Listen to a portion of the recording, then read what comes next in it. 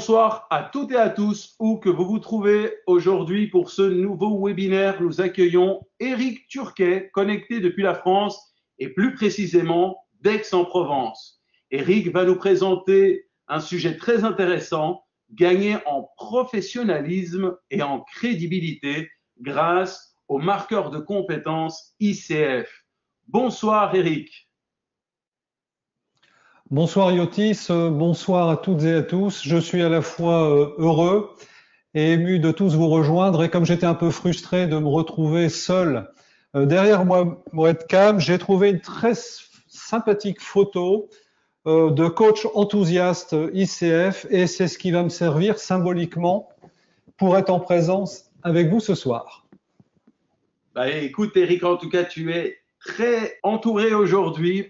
Nous sommes connectés de partout. Alors les gens, n'hésitez pas à nous dire d'où vous êtes connectés. Alors pour te présenter Éric, donc Éric Turquet, tu es dirigeant et créateur de plusieurs sociétés durant 25 ans dans le domaine de la communication événementielle pour de grands groupes et collectivités. En 2010, tu te lances dans le coaching et accumules plus de 2200 heures à ton actif. Tu es coach certifié ICF de niveau PCC, membre du conseil d'administration d'ICF France depuis 2015, certifié test comportemental DISC et 360, également certifié maître praticien en PNL, donc en programmation neurolinguistique, formé à l'analyse transactionnelle et à la CNV, donc la communication non violente, formateur et animateur de clubs de dirigeants et également formateur chez Coachingways, école de coaching européenne. Tu es assesseur et mentor de coach pour l'International Coaching Federation. Alors Eric, maintenant qu'on en sait un peu plus sur toi, que pourrais-tu rajouter pour que l'on puisse en savoir un peu plus?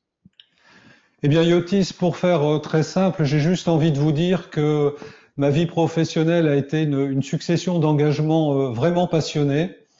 Et ma dernière passion depuis 10 ans, bien c'est le coaching. Et je constate à quel point le coaching m'a permis de grandir. J'espère aussi d'apporter à mes clients. Et ces deux choses en plus, ma foi, j'ai été payé pour le faire, donc c'est que du bonheur. Voilà. Eric, tu vas nous parler du sujet gagner en professionnalisme et en crédibilité grâce au marqueur de compétences ICF. Qu'est-ce qui t'a poussé à nous proposer ce webinaire plutôt qu'un autre? Alors il y a deux choses. La première, c'est que j'ai eu envie de partager une richesse qu'a conçue ICF au travers de ces marqueurs. Je vous en dirai un petit peu plus tout à l'heure. Et puis j'ai eu aussi envie de relever un défi parce que partir d'une liste de 47 marqueurs, bon, c'était pas très sexy. Et je me suis lancé de ce défi de faire de cette liste quelque chose qui soit utile, intéressant et au service du professionnalisme de tous. Donc, bien écoutez, d'ici une heure, on verra si ce défi est relevé. En tout cas, c'est un très beau défi et je vous conseille de rester bien accroché et bien concentré parce que j'ai pu voir un peu à quoi ressemblera ce webinaire.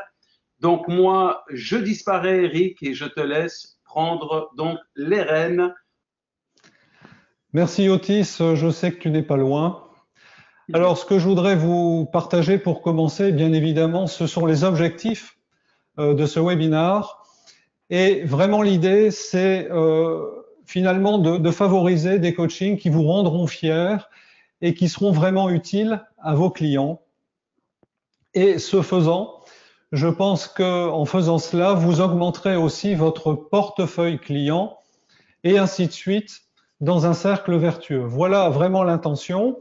Et vous allez me dire, OK, mais comment faire cela? Eh bien, justement, en utilisant les marqueurs, et c'est le pari que je fais, qu'en utilisant ces marqueurs, vous pourrez à la fois être crédible et aussi accentuer le professionnalisme qui est le vôtre. Alors, ce webinaire est aussi un partage et une carte du monde. Alors, c'est un partage entre pairs d'un apport majeur de l'ICF en termes de professionnalisation et, pour être plus précis, c'est un travail conséquent qui a duré près de 2 ans avec 23 master coachs qui ont examiné 1100 coachings pour définir justement ce qui caractérisait les comportements d'un coach professionnel au regard des 11 compétences. Et donc, si les 11 compétences se situent principalement au niveau des capacités et des compétences, eh bien, le niveau d'en dessous est celui qui va caractériser ça par des comportements de coach, et c'est ce qui illustre parfaitement bien les marqueurs de compétences. Et puis, c'est aussi une carte du monde. J'ai essayé d'aborder ça sous un angle qui soit vraiment pragmatique, avec un certain regard sur l'application concrète de ces marqueurs en dehors de l'assessment. Alors, ma carte du monde, eh bien, je vais vous la partager. C'est, de mon point de vue, dans une relation avec nos clients, c'est 3 phases essentielles. Tout d'abord, la première où nous entrons en relation avec le client, ça n'est pas encore du coaching, il y a une prise de contact lors d'une soirée, un cocktail, on commence à échanger. Et puis, dans un second temps, si l'échange a donné envie au client potentiel d'aller plus loin, eh bien, vous allez prendre un rendez-vous et vous allez faire ce qu'on appelle une analyse de la demande pour savoir ce que veut véritablement le client. Et à l'issue de cette analyse de la demande, je nous le souhaite, eh bien, nous aboutirons à la signature d'un contrat de coaching. Donc, deuxième étape. Évidemment, ensuite s'ensuit la troisième étape, qui est le coaching proprement dit, de la toute première séance jusqu'à la dernière, que nous appelons aussi le bouclage. Alors, ce que j'ai envie de vous partager, et je fais référence au titre de ce webinaire, c'est que pour moi, dès l'entrée en relation, la crédibilité est essentielle, parce que je pense qu'il sera difficile pour un client potentiel d'avoir envie d'aller plus loin si d'entrée de jeu, il ne sent pas que vous pouvez être le bon interlocuteur. Et puis aussi, très rapidement, il y a aussi une notion de professionnalisme, et même si dans l'entrée en relation, nous ne sommes pas encore dans une séance de coaching, eh bien, nous verrons que mettre déjà en œuvre les compétences d'un coach est très utile pour avoir une entrée en relation qui soit réussie. Voilà donc ma carte du monde, et donc ce sont ces 3 temps qui vont rythmer notre échange, puisqu'on va pas mal interagir ensemble, vous le verrez, je vous l'expliquerai ensuite. Donc première étape, nous entrons en relation. Deuxième étape, nous demandons au client ce qu'il veut par l'analyse de la demande. Et enfin, bien évidemment, nous réalisons le coaching. Alors, ce que n'est pas ce webinaire, pour être très clair, ce n'est pas une formation destinée aux assesseurs sur les marqueurs PCC de compétences. C'est à l'origine ce pourquoi ça a été fait, mais ça n'est pas mon rôle ici. ICF le fait très bien. Et puis en plus, ça dure près de 4 mois, comme l'a dit Yotis tout à l'heure. Et ça n'est pas non plus, je vous rassure, un exposé magistral sur la totalité des 47 marqueurs, ce qui risquerait de ne pas être très drôle. Alors, qu'est-ce que c'est? Eh bien, c'est un partage interactif et collaboratif, c'est-à-dire que nous allons pas mal échanger tout au long de ce webinaire, et Yotis me prêtera main forte pour les différents moments techniques qui parsemeront ce parcours. Et puis, ça va être surtout un contenu pour commencer à améliorer votre pratique de coach, et surtout une invitation à la poursuivre, puisque je n'ai pas la prétention en 45 minutes de vous livrer toutes les clés, mais simplement d'amorcer quelque part un processus réflexif. Et bien évidemment, à partir du moment où vous êtes crédible, à partir du moment où vous mettez en œuvre le meilleur professionnalisme, eh bien, ça va contribuer bien évidemment à la commercialisation en augmentant votre crédibilité. Donc, je le précise bien encore une fois, ça n'est pas ce soir une méthode exhaustive ni un mode d'emploi, mais c'est vraiment des clés pour initier une démarche de progrès, si tant est que vous souhaitiez la poursuivre. Alors, le déroulement de ce webinaire, pour savoir comment il va s'articuler, donc je vous rappelle les 3 parties qui s'affichent à nouveau.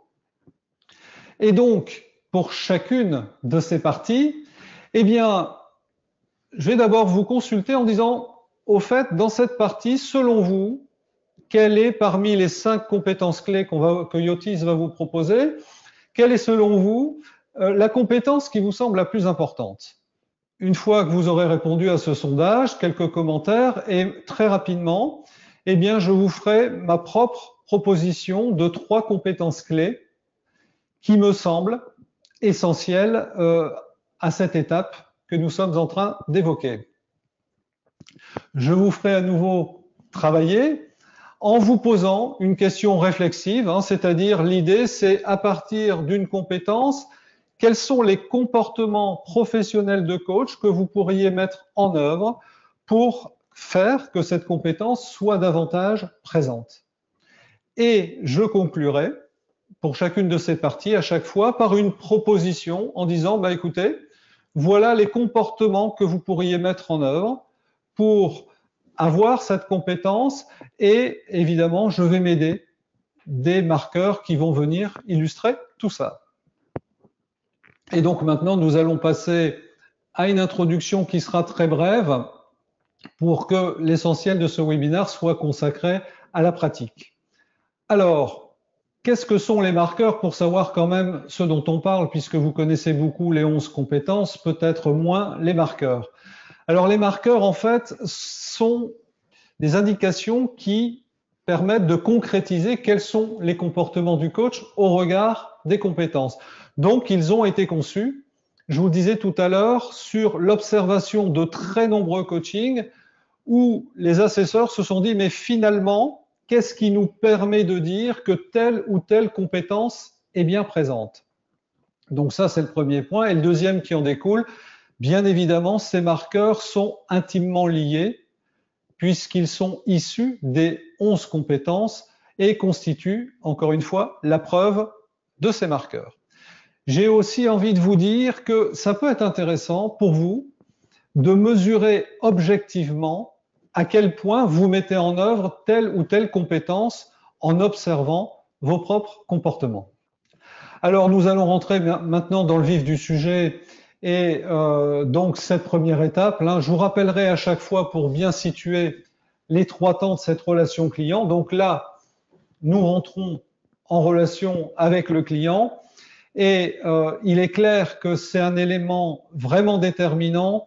Comme dit l'adage, vous n'aurez pas 2 fois l'occasion de faire bonne impression. Et là, je vais vous solliciter tout de suite et je vais demander l'aide de Yotis qui va nous proposer maintenant un sondage. Alors, le premier sondage sur l'entrée en relation. Mon cher Yotis, c'est à toi.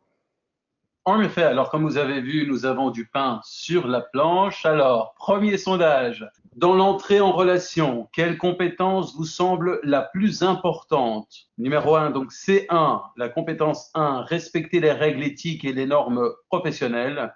Compétence 3, établir la confiance et l'intimité avec le client. Compétence 4, la présence. Compétence 5, développer une écoute active. Et compétence 6, poser des questions puissantes. Alors, vous êtes pour l'instant à presque 40%. Donc, on voit que ce sont des questions aussi qui vont vous faire réfléchir un peu plus que d'habitude.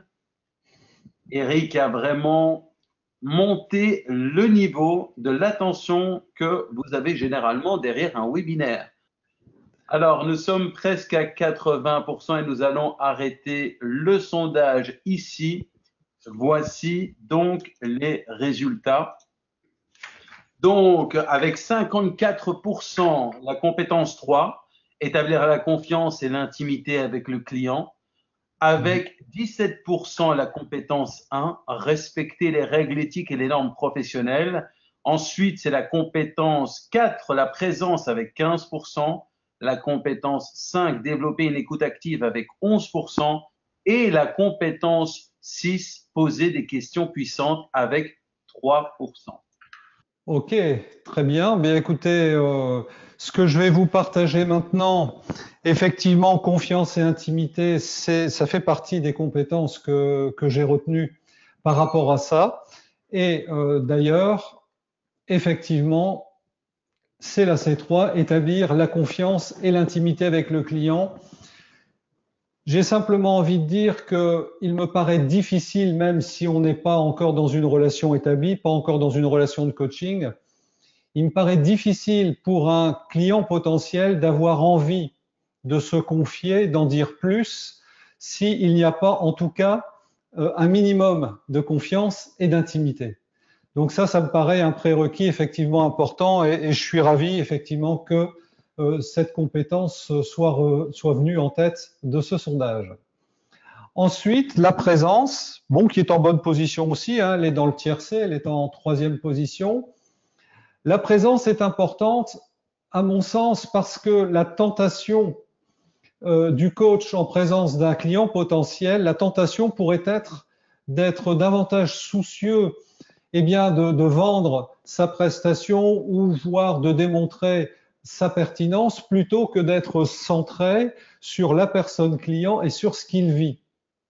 Et pour autant, j'ai cette conviction que dès la prise de contact, c'est un intérêt véritable et sincère pour le client qui fera quelque part qu'il se sente pris en compte et qu'il aura donc envie d'aller plus loin.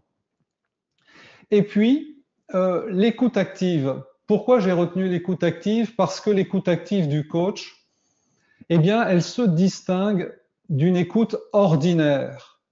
Et c'est ce qui va permettre, même dans une prise de contact, d'aller distinguer dans tout ce que nous raconte le client, ce qui va être essentiel, de mettre le doigt là où ça fait mal parfois, et aussi d'écouter au-delà des propos clients pour lui faire quelques reformulations pertinentes et lui laisser à penser que vous êtes très probablement le bon interlocuteur.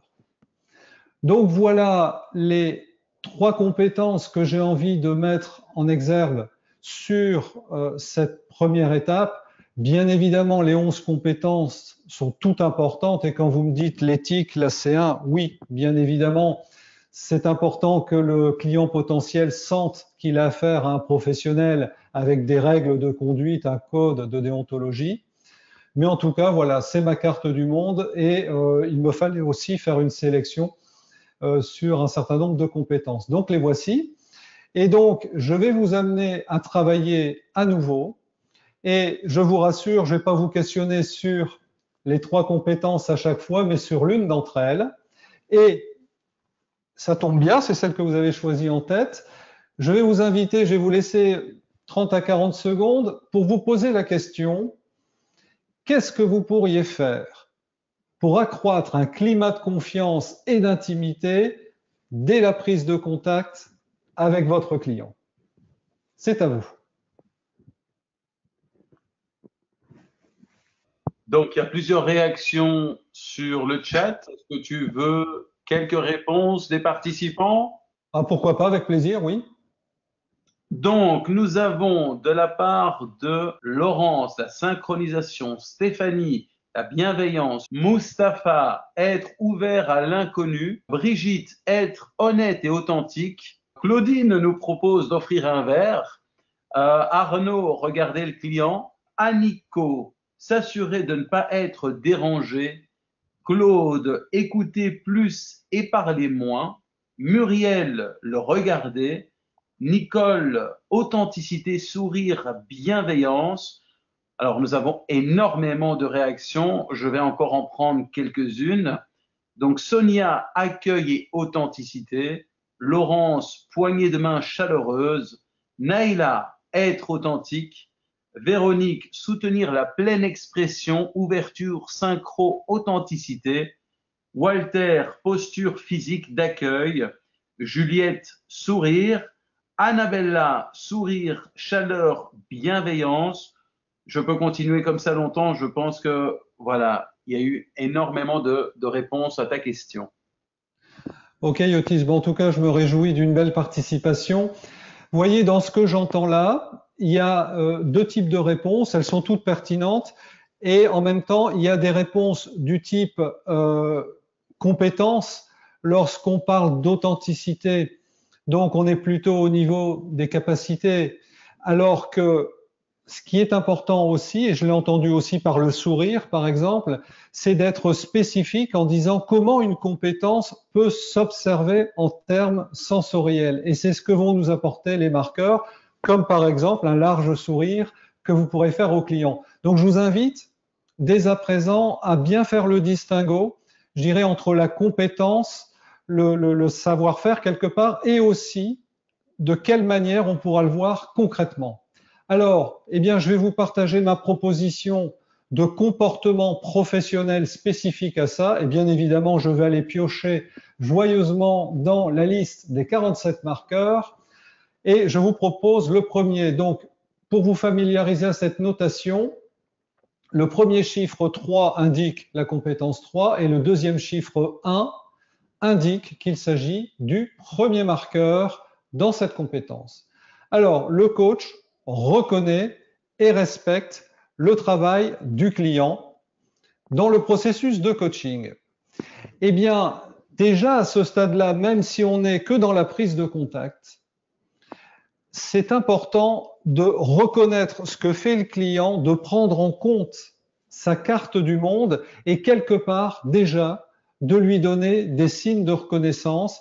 C'est quelque chose qui va faciliter la relation et qui va permettre de commencer à tisser du lien.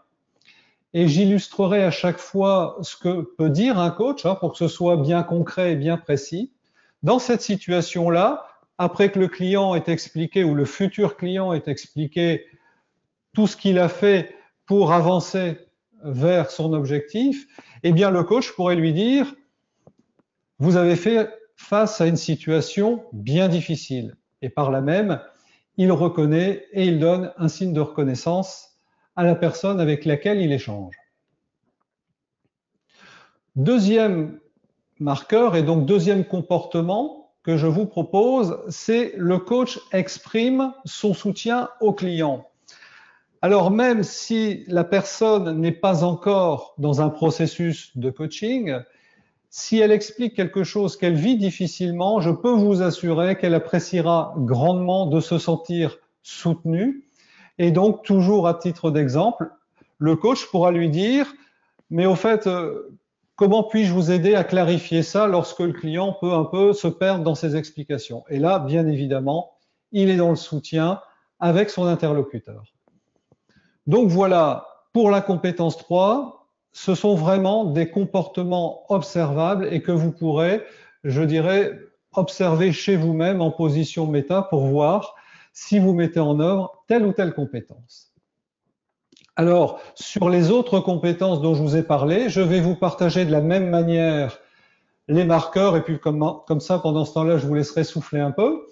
Alors, concernant la présence, et ça c'est intéressant parce que la présence, c'est probablement une des compétences les plus difficiles à appréhender, surtout lorsqu'on est un jeune coach. La présence, c'est quoi exactement? Ben écoutez, ça tombe bien, sur la liste, il y a 8 marqueurs qui permettent de savoir concrètement quels sont les comportements qui vont attester de cette fameuse présence. Alors, je vais vous en partager que 2. Le premier, le coach agit avec la personne client et avec ce que le client veut accomplir dans la session. Et ça, c'est extrêmement important parce que quand il agit avec la personne client, quelque part, il épouse sa carte du monde, il épouse sa façon de voir les choses, sa façon d'avancer. Et quelque part, je l'ai entendu tout à l'heure, il y a une certaine manière aussi de se synchroniser avec la personne et aussi de respecter ce qu'il veut accomplir. Et par exemple, lors de l'échange, lorsque la discussion avance un peu, à titre d'exemple, le coach pourrait dire « De quelle façon souhaitez-vous avancer maintenant ?» Alors, deuxième marqueur, pour illustrer cette présence, le coach est observateur empathique et réactif. Alors, le fait d'être empathique favorise toujours ce lien qui commence à se tisser, et puis le fait qu'il soit observateur vient aussi renforcer sa crédibilité puisqu'il va mettre le doigt sur des éléments importants. Et donc, imaginons que le client raconte tout un tas d'éléments et le coach va lui dire, par exemple, ah, dites donc, vous avez rapidement réagi dans cette situation. Alors, non seulement il observe sa rapidité d'action, et en plus, super bonus, il lui envoie un signe de reconnaissance. Et bien voilà, pour cette compétence 4, hein, deuxième compétence que j'ai mise en avant dans l'entrée en relation, et je vais terminer pour cette phase 1 de l'entrée en relation avec l'écoute active. Et avec le deuxième marqueur qui dit que le coach questionne ou explore l'utilisation du langage par le client. Et ça, c'est extrêmement important parce que lorsque le client emploie des mots plutôt conceptuels, c'est important de savoir derrière ce mot la réalité que cela recouvre.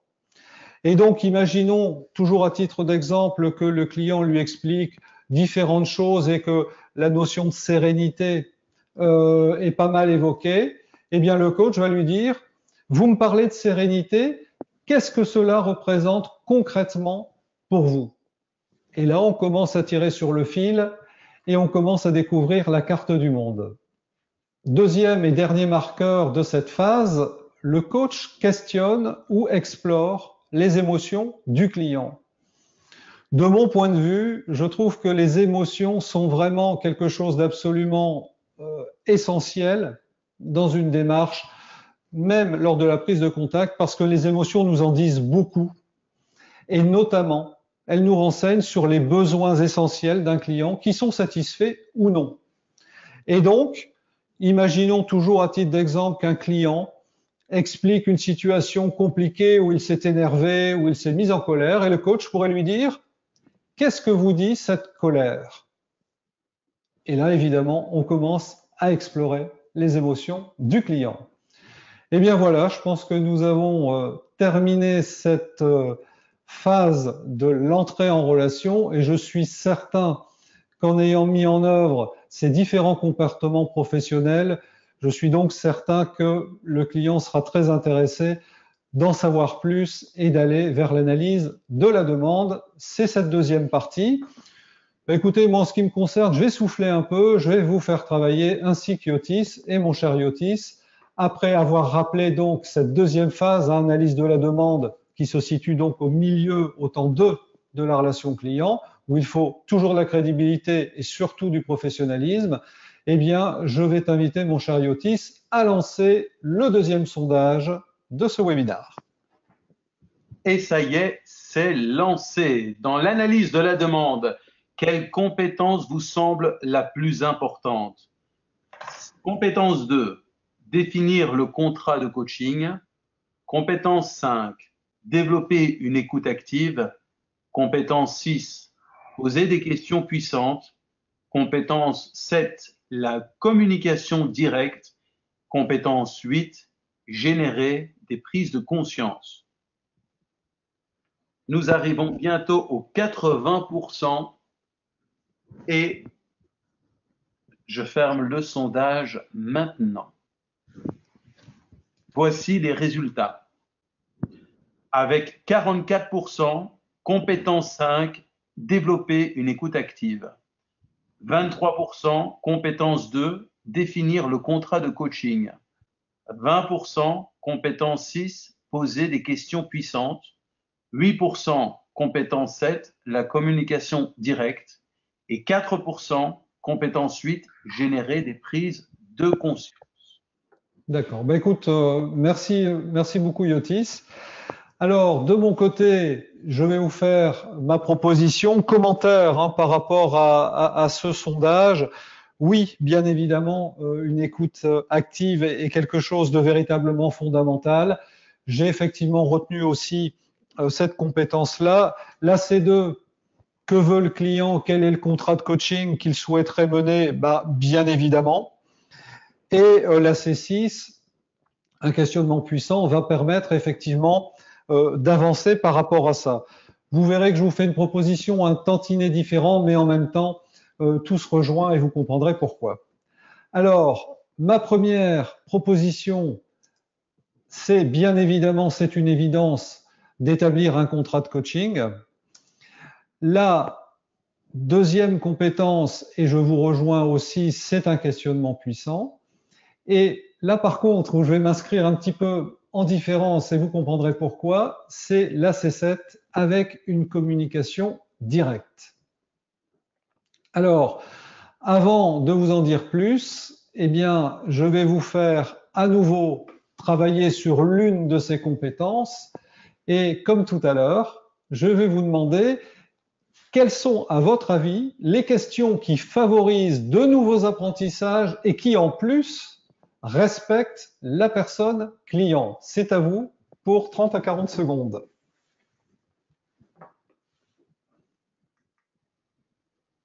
Donc, je vais prendre quelques questions. Je vois qu'il y en a plusieurs qui ont déjà réagi.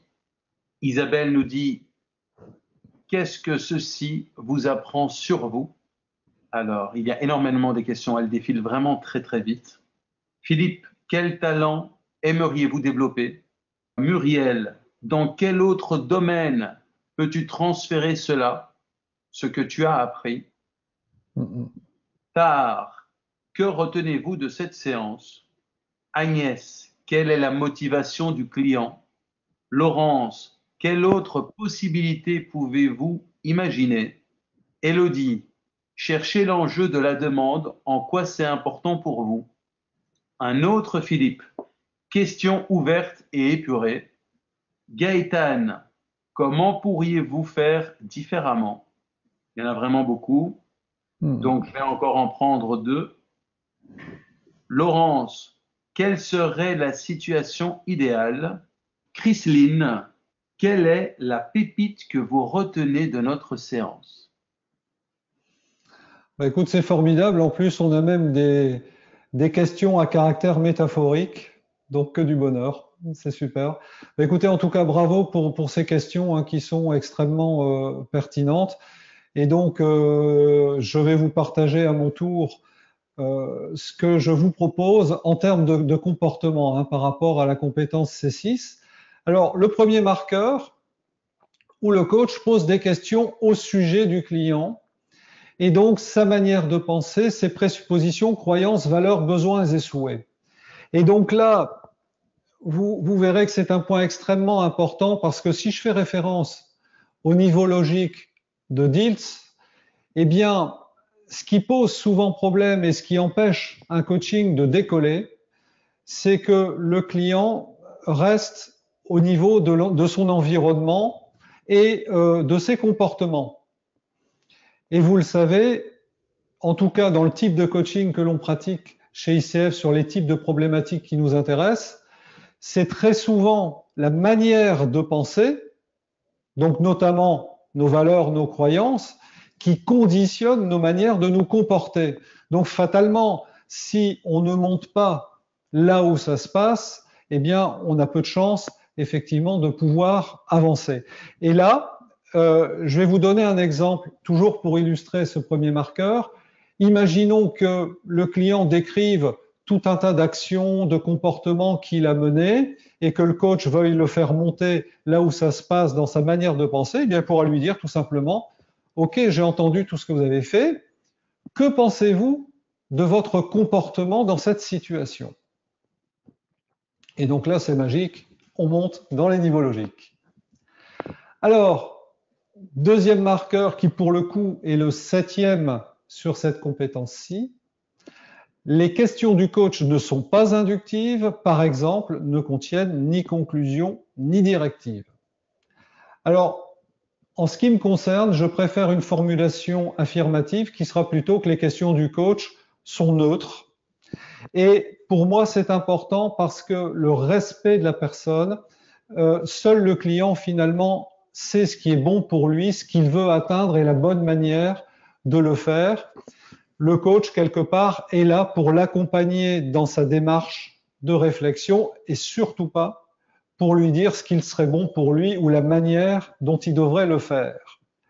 Donc, à ce niveau-là, j'ai pas de questions exemples, mais simplement, et vous le savez très bien puisque c'était le type de vos questions, la plupart du temps, ce sont des questions ouvertes qui commencent par les fameux comment, qui, quand, combien, etc. Donc voilà pour cette compétence 6 à laquelle vous avez répondu fort brillamment. Alors je vais vous partager maintenant les marqueurs de la compétence 7 que vous n'avez retenu qu'en 4e position et je vais vous dire pourquoi. Alors, le coach partage ses observations, intuitions, commentaires, pensées et ressentis pour servir l'apprentissage et le développement du client. C'est important, pour servir l'apprentissage et le développement du client et non pas pour l'emmener là où il aimerait l'emmener. Et cette compétence et ce comportement, surtout lorsqu'on débute, on a un peu d'hésitation à l'utiliser parce que entre, je dirais, amener le client à induire, enfin, alors lorsqu'on induit ou être neutre, bien parfois il n'y a qu'un seul pas. Donc, effectivement, ce qui va nous permettre de savoir si on est bien dans ce marqueur-là, c'est finalement de se poser la question de l'intention lorsqu'on partage.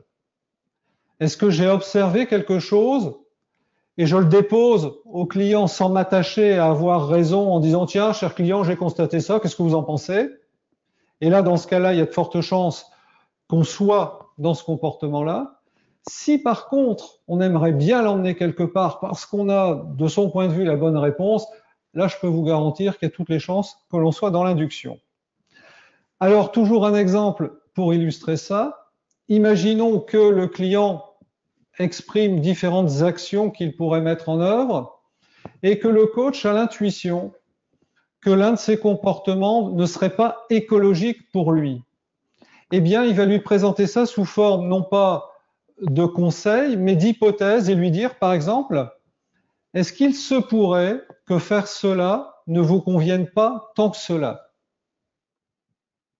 Et bien évidemment, il laissera libre le client de dire si effectivement ça valait le coup de réfléchir davantage et de ne pas le faire, ou s'il persiste dans sa position. Et dans ce cas-là, bien évidemment, le coach le respecte.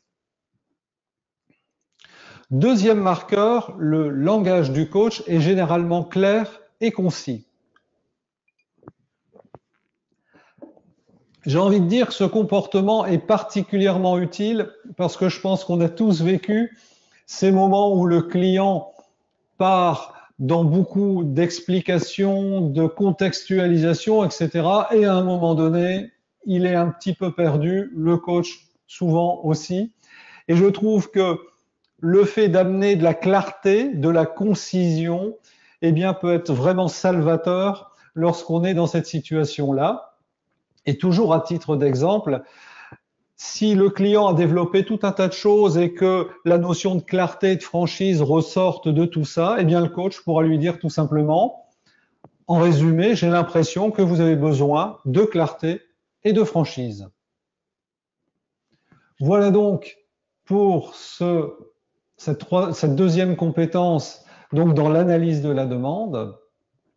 Et bien évidemment, et c'est ce qui est venu en deuxième position, bien évidemment, c'est important, surtout à ce stade-là, de se mettre d'accord sur ce que pourra être le contrat de coaching.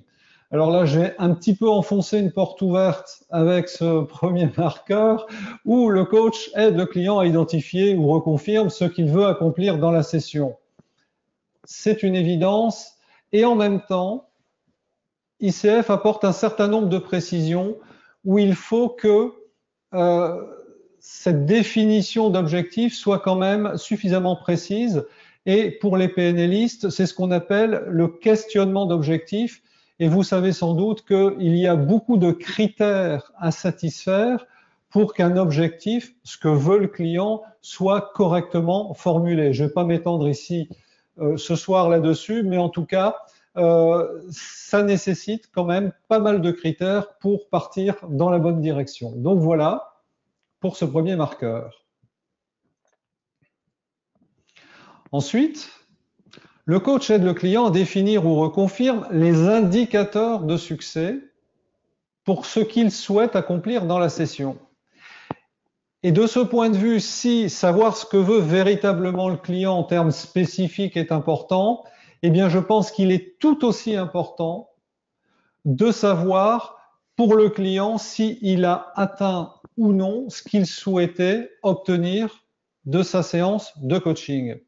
Et donc, bien évidemment, les indicateurs de succès, c'est important de les faire exprimer ce qu'on appelle en termes sensoriels, toujours pour reprendre une approche PNL, c'est-à-dire selon le canal préférentiel, qu'est-ce que tu entends, à quoi tu entendras que tu as réussi, à quoi tu verras que tu as réussi, à quoi tu sentiras que tu as réussi. Et donc, à ce stade-là, c'est important aussi d'être extrêmement précis et sur des éléments observables pour savoir si effectivement le succès est au rendez-vous. Et bien voilà, nous avons réagi donc et fait cette deuxième étape avec brio. La prise de contact a été top, elle a débouché sur l'analyse de la demande et là le client est OK, il nous signe le contrat de coaching. Donc cette deuxième partie est conclue et donc nous allons pouvoir passer à cette troisième partie. Et pour une dernière fois, je vais solliciter Yotis, en tout cas en ce qui concerne les sondages, pour une dernière fois vous demander, à votre avis, lors d'une session, des différentes sessions d'un parcours de coaching avec un professionnalisme au top, à votre avis, quelle est la compétence qui vous semble la plus essentielle? Yotis, c'est à toi. Alors, on y va pour le prochain sondage et le dernier de ce webinaire. Dans l'ensemble du coaching, quelle compétence vous semble la plus importante? La compétence 3, établir la confiance et l'intimité avec le client. La compétence 4, la présence. Compétence 6, poser des questions puissantes. Compétence 8, générer des prises de conscience. Compétences 9, 10 et 11, définir les actions, le plan et gérer les progrès et responsabilités. Alors, vous êtes déjà à 50%, plus de 50%. Donc, ça monte vite pour cette question. Alors, nous allons arrêter le sondage ici. Et voici les résultats. Avec 58%, la compétence 8, générer des prises de conscience. Avec 18%, la compétence 9, 10 et 11, définir les actions, le plan de coaching et gérer des progrès et responsabilités. 10% pour la compétence 6, poser des questions puissantes et aussi la compétence 4, la présence. Et 3% pour la compétence 3, établir la confiance et l'intimité avec le client. Ok, merci beaucoup Yotis. Alors effectivement, je me réjouis de voir la C8 en pole position parce que finalement la C8, c'est l'essence même du coaching.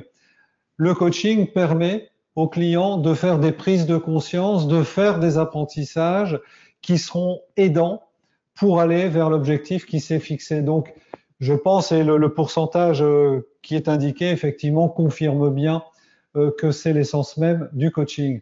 Alors donc je vous rappelle juste très brièvement que nous sommes donc dans la dernière étape où le professionnalisme donc est essentiel. Le sondage c'est fait et donc je vais vous partager maintenant les compétences que j'ai retenues et sans surprise, bien évidemment, il y a la C8 qui nous invite à générer des prises de conscience et je dirais qu'à ce niveau-là, la C8, de mon point de vue, est la résultante des compétences qui précèdent. Parce qu'effectivement, pour démarrer une bonne relation de coaching, pour poser les fondations, eh bien, c'est important d'être éthique, de savoir ce que veut le client et d'avoir un contrat qui soit clair, c'est deux. Mais ça ne suffit pas. Il faut aussi co-construire la relation et la relation se construit parce qu'il y a de la confiance et de l'intimité, c'est 3, et aussi parce que le coach est pleinement présent, c'est 4. Donc là, les conditions de base sont réunies, mais sont nécessaires, mais pas suffisantes. Une fois que ces bases sont posées, que la relation est établie, eh bien, le coach va mettre en œuvre tout d'abord une écoute active qui va lui permettre de poser des questions puissantes, et pas seulement des questions puissantes, c'est 6, mais aussi des partages de ressentis, d'émotions et avoir une communication qui soit claire et directe, c'est 7. Et donc, j'ai envie de dire que ces compétences de 1 à 7, finalement, ont une résultante qui sera la C8 Et c'est ce qu'est venu chercher le client, c'est-à-dire des prises de conscience et des apprentissages. Alors, une fois qu'on a fait des prises de conscience, de mon point de vue, là aussi, c'est quelque chose de nécessaire, mais pas suffisant. Parce que si on en reste là, il ne se passera pas grand-chose. C'est important qu'avec ces prises de conscience, ces apprentissages, le client en fasse quelque chose, et puis aussi qu'il se projette un petit peu plus loin, qu'il planifie à la fois des actions, des objectifs, et qu'il se montre responsable et qu'il gère des progrès au-delà de sa session de coaching. Donc voilà la raison pour laquelle j'ai retenu ces différentes compétences. Alors, je vous fais travailler une dernière fois pour ce soir, c'est promis. Et sur la compétence 8 que vous avez plébiscitée, comment pourriez-vous multiplier encore davantage les apprentissages et aussi les rendre opérationnels pour votre cher client? C'est à vous pour une dernière fois pour, allez, 35-40 secondes. Donc, voici quelques réactions. Alors, de la part de Raphaël, grâce aux mises en situation. Laurence, à quoi tu t'engages? Alors, Martina, smart objectif, time bound spécifique. Alors, Nathalie, que vous apprend de vous-même la réaction que vous avez eue? Johan, qu'est-ce qui pourra vous aider à maintenir ce que vous avez appris? Catherine, quelle décision prenez-vous maintenant? Rim, si vous changez quelque chose, par quoi vous commencez? Andrew, quelle possibilité cette prise de conscience vous ouvre-t-elle? Naïla, lui demander comment lui voit la réalisation de ces prises de conscience avec un engagement en relation avec le temps. Walter, quel plus petit pas possible peux-tu faire? Serge, quel sera le prochain pas? Et nous terminons avec Karine. Quelle option s'offre à vous? Merci beaucoup Yotis. Écoutez, une fois de plus, vraiment bravo pour vos propositions. Ça dénote déjà d'une belle maîtrise et je m'en réjouis. Et quelque part aussi, j'observe votre endurance parce que, mine de rien, ce soir, je vous ai quand même pas mal sollicité. Et en même temps, c'est un marathon. Et venant de la part d'un grec, c'est quand même pas très étonnant. Donc voilà, je tiens les engagements de ce marathon. Et je vais conclure par rapport à ça en vous partageant effectivement ce que j'ai retenu comme marqueur de la compétence 8. Là aussi, il y en a pas mal. C'est un choix tout à fait subjectif. Le premier, le coach invite le client à nommer et à explorer son apprentissage dans la session au sujet de lui-même, ce que l'on appelle le qui. Il existe aussi un autre marqueur voisin qui dit la même chose, mais il invite à explorer sa situation. Donc, c'est intéressant, dans une exploration, de faire le distinguo entre ce qui concerne le client lui-même et ce qui va concerner son environnement et sa situation. Je referme la parenthèse. Ce qui est très intéressant, c'est que quand il l'invite à nommer son apprentissage, quelque part, il met son client dans une position méta, où il va s'observer à distance, et puis il va aussi l'inviter, je l'ai entendu dans certaines de vos propositions, aussi à changer d'angle de vue, de cadre de référence. Et j'ai envie de dire, c'est la solution parce qu'un client qui reste dans le cadre de référence de sa problématique, ma foi, continue de chercher là où il a déjà cherché sans jamais trouver. Donc, pour vous donner un exemple d'une intervention de coach, c'est tout simplement, et vous avez fait d'excellentes propositions, ça pourrait être de dire, à ce stade de la session, qu'est-ce que vous avez appris sur vous? Une petite précision, n'hésitez pas à utiliser les apprentissages, pas seulement en fin de coaching, mais tout au long, parce que c'est extrêmement puissant à tout niveau, même pour définir l'objectif, pour explorer la réalité, pour boucler, vraiment questionner les apprentissages, c'est vraiment quelque chose d'extrêmement utile pour, encore une fois, générer des prises de conscience. Deuxième point, le coach invite le client à considérer comment il va utiliser ce nouvel apprentissage du coaching. Donc là, évidemment, c'est l'incitation à faire quelque chose des apprentissages. Petite phrase tout simple. Comment pourriez-vous tirer avantage du constat que vous venez de faire? Tout simplement. Voilà. Eh bien, écoutez, il me reste à vous partager maintenant, et nous en aurons bientôt terminé, les marqueurs qui concernent ces compétences 9 à 11. Alors, vous allez me dire, pourquoi on a regroupé ces 3 compétences?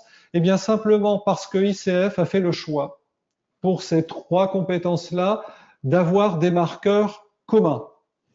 Donc, c'est la raison pour laquelle je vais procéder de la sorte. Alors donc, ici, compétences 9 à 11, deuxième marqueur. Le coach aide le client à concevoir des actions pensées que le client fera après la session, de manière à ce que le client continue d'avancer vers le résultat souhaité. J'attire votre attention sur le fait que lorsque le client a fait une prise de conscience, il est utile non seulement qu'il mette en œuvre des actions, des comportements, et aussi qu'il puisse penser différemment, voire qu'il puisse être ou avoir un savoir-être qui évolue. Et donc, ces 3 éléments-là nous sont bien précisés par ICF comme étant des éléments extrêmement aidants. Et donc, petite phrase clé, le client fait encore une fois une belle prise de conscience et le coach lui dit tout simplement, OK, quelle suite donnez-vous à ce constat? Et vous remarquerez au passage que je n'induis pas si c'est une action, une pensée ou autre, je dis quelle suite donnez-vous à ce constat? Et nous en avons terminé avec ce dernier marqueur. Le coach aide le client à concevoir les meilleures méthodes de responsabilisation vis-à-vis de lui. Bien effectivement, l'exemple que je prendrai, c'est tout simplement de dire, OK, vous avez décidé de faire cela, comment allez-vous vous assurer de bien réaliser les engagements que vous avez pris avec moi? J'en terminerai sur cette partie, et puis ce sera aussi la fin de ces 3 étapes, pour vous dire que de mon point de vue, il y a 3 éléments clés véritablement. C'est bien évidemment, c'est important que le client fasse des prises de conscience et des apprentissages, c'est ce qu'il est venu chercher, première chose. En même temps, c'est encore une fois toujours nécessaire, mais pas suffisant. C'est important qu'il en fasse quelque chose en matière d'action, de pensée ou de savoir-être. Et ça n'est pas encore tout. Une fois qu'il a décidé ce qu'il allait en faire, encore faut-il le responsabiliser et lui donner les meilleures chances pour qu'il le fasse dans la durée. Donc vous voyez, il y a quand même pas mal de choses à prendre en compte dans tout cela pour faire les coachings du meilleur niveau professionnel. Eh bien voilà, je résume et je conclus avant d'arriver à la véritable conclusion. Je rappelle ces temps, je remets tout ça en perspective. Nous entrons en relation parce que nous avons créé un climat de confiance et d'intimité. Nous avons été pleinement présents à notre client et nous avons développé vraiment une belle écoute qui nous fait saisir ce qui est important.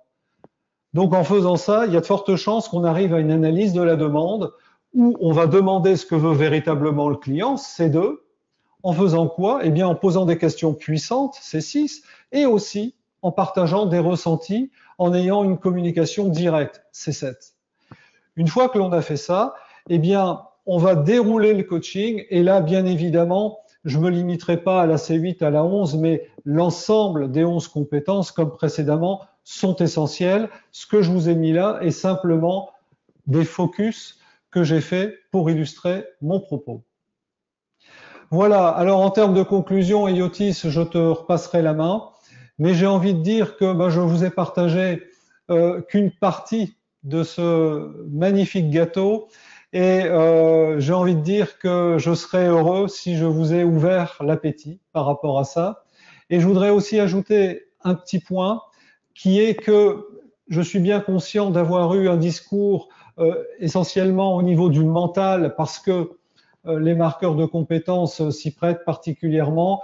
Je n'oublie pas non plus, je vous rassure, la dimension du cœur et la dimension du corps qui sont essentielles dans notre pratique. Voilà mon cher Yotis, cette fois-ci, j'en ai terminé sur cette intervention. Un grand merci Eric pour cette belle présentation. J'aimerais également remercier Nefissa Karboul qui a répondu à toutes vos questions techniques pendant ce webinaire. Nefissa est l'une des représentantes de l'ICF Synergie en Tunisie et également membre de l'ICF Tunisie. Alors bonsoir Nefissa, comment ça s'est passé?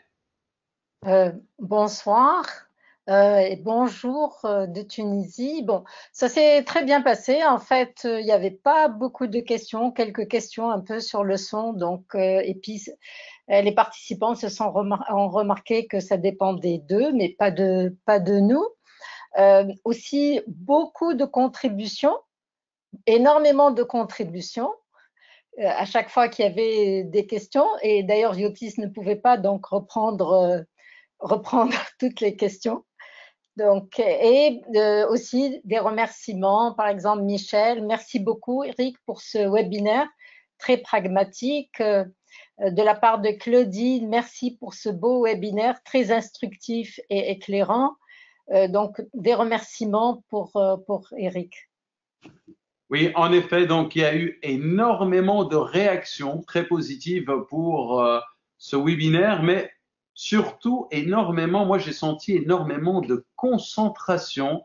Les gens étaient vraiment concentrés. De manière générale, je pense qu'aujourd'hui, nous avons eu une formation très studieuse et qui est vraiment à l'auteur de ce que tu m'avais partagé, Eric. Donc, bravo. Alors, nous vous remercions d'avoir assisté à ce webinaire. Je vous rappelle que vous retrouverez les slides de ce webinaire sur nos réseaux sociaux et plus précisément dans nos groupes Facebook et LinkedIn. C'est là que vous retrouverez également les liens pour nos prochains webinaires. Nous espérons que vous avez gagné en professionnalisme et en crédibilité grâce aux marqueurs de compétences ICF et grâce à Eric Turquet. Vous avez aimé cette vidéo, alors mettez un pouce bleu juste en dessous de cette vidéo. Au nom de toute l'équipe de l'ICF Synergie, je vous dis merci. Alors, je vous souhaite à toutes et à tous une bonne journée ou une excellente soirée où que vous vous trouvez. Et Eric, je te laisse le mot de la fin. Merci Otis. J'ai simplement envie de partager ce bonheur de métier de coach qui fait à la fois grandir nos clients et qui nous fait aussi grandir. C'est un vrai bonheur. Et puis, je ne terminerai pas sans un petit clin d'œil à toi, Yotis, et ton engagement dans ces webinaires d'ICF Synergie. Et du coup, je suis allé chercher dans les maximes de la Grèce un proverbe qui, je pense, conclut bien ce webinaire, et je terminerai là-dessus, et qui nous dit « Écoute les conseils et décide par toi-même ». Bonne soirée ou bonjour à toutes et à tous. Merci Eric, merci Nefissa, au revoir à tous et à toutes.